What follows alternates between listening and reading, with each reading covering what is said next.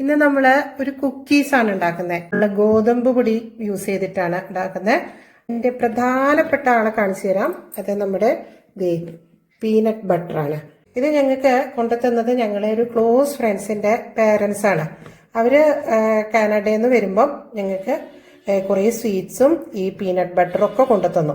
അപ്പൊ ഇത് എങ്ങനെ യൂസ് ചെയ്യാമെന്ന് വെച്ചാൽ ആലോചിച്ചപ്പോഴാണ് നമുക്ക് ഇങ്ങനെ ഒരു പീനട്ട് കുക്കീസ് ഉണ്ടാക്കാം. ഇത് ഞങ്ങൾക്ക് ഇന്ന് കൊണ്ടുതന്ന ആ അങ്കിളിനും ആന്റിക്കും ഡെഡിക്കേറ്റ് ചെയ്തിട്ടാണ് ഈ പീനട്ട് ബട്ടർ കുക്കീസ് ഉണ്ടാക്കുന്നത്.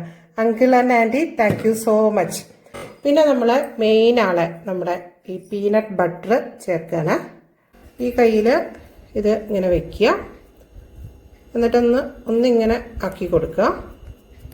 എന്നിട്ട് നമ്മളെ ഫോർക്ക് എടുത്തിട്ട്